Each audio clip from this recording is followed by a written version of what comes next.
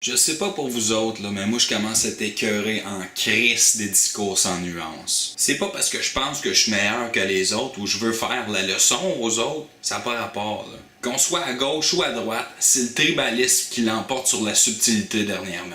Quand une personne demande qu'on discute de l'immigration, du port des signes religieux ostentatoires, etc., il y en a toujours une couple de crinqués qui le traitent de raciste, d'extrême droite. En tout cas, tout un paquet de niaiseries pour avoir l'air d'un esti de cabochon. Pis ça, tout en pensant qu'il est en train de rendre service à sa cause. Narcissique de la bien-pensance. Quand une personne demande que l'on discute du racisme systémique ou des libertés de croyance et de religion, on lui reproche de vouloir faire le procès des Québécois, d'être antinationaliste ou apologiste religieux. Soldat de la dichotomie. Salut mes amis, moi mon nom c'est Max Bonhomme, puis aujourd'hui je vous jase du tribalisme, du double standard et des raccourcis intellectuels. L'augmentation à l'appui des extrêmes à travers le monde ne fait aucun doute. Les opinions sont de plus en plus dichotomiques et les sujets de plus en plus polarisants. Les gens ils choisissent leur camp, puis la maudite pensée de nous autres contre eux autres s'installe. Ici au Québec, on n'est pas à une chicane proche de se retrouver exactement dans le même bateau. T'as juste à soulever le sujet des accommodements raisonnables pour te retrouver devant des opinions sans nuance, des insultes ou même des attaques personnelles. La question identitaire, l'appropriation culturelle, le racisme, les changements climatiques, l'inégalité sociale et ton positionnement sur l'échiquier politique sont quelques exemples où les gens ont tendance à se replier sur leur propre opinion sans nuance, dans l'abstraction sélective et autres distorsions de la logique. Port de signes religieux, certains y voient la radicalisation et la promotion de la régression.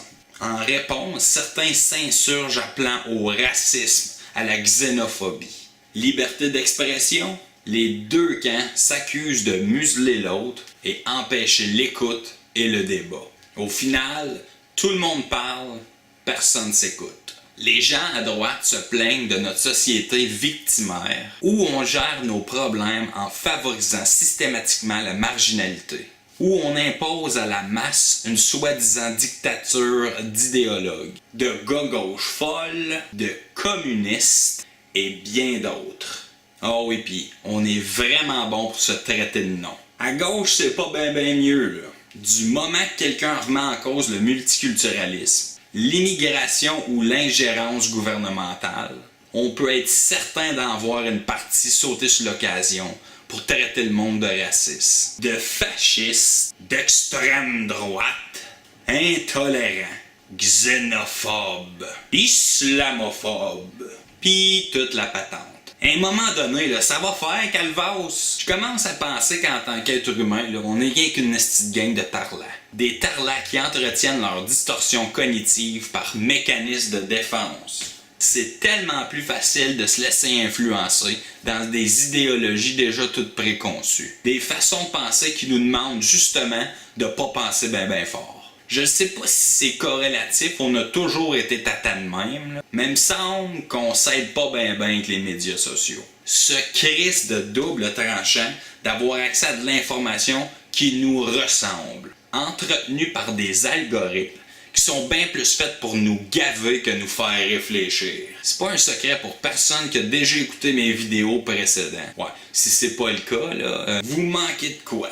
Gênez-vous pas, là, vous pouvez aller jeter un coup d'œil, c'est Max Bonhomme sur YouTube. Moi, ben, j'étais un gars de gauche. J'étais un esti de gars gauche de Québec solidaire. Je pourrais me complaire dans ma bulle puis penser que l'éventail idéologique s'arrête à, je sais pas, mon feed de Twitter préféré. Ou ben non, les gars de la soirée est encore jeune.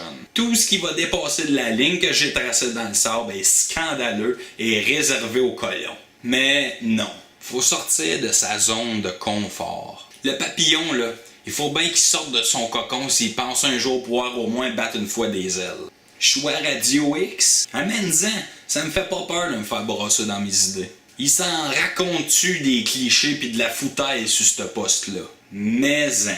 Pis ça, c'est bon de voir la perspective que l'autre y a. Des fois, obtenir une lecture qui est à l'opposé de la tienne, là, mais ça te permet de faire de l'introspection. T'es pas obligé de te faire convaincre pour avoir cheminé. Si tes idées sont mises à l'épreuve, puis qu'ils passent le test de l'opinion contraire, ben c'est là que tu peux te dire que t'en as une opinion. Avant ça, là, si tu pensais que t'avais raison, parce que ton opinion, elle sort de ta tête ou celui de ton chouchou préféré, là, ben t'as sûrement un méchant problème de mégalomanie. Check-toi moins dans le miroir, le narcissique, là, puis regarde par la fenêtre. Tu vas voir, tu vas apprendre des affaires. Ciao, bye.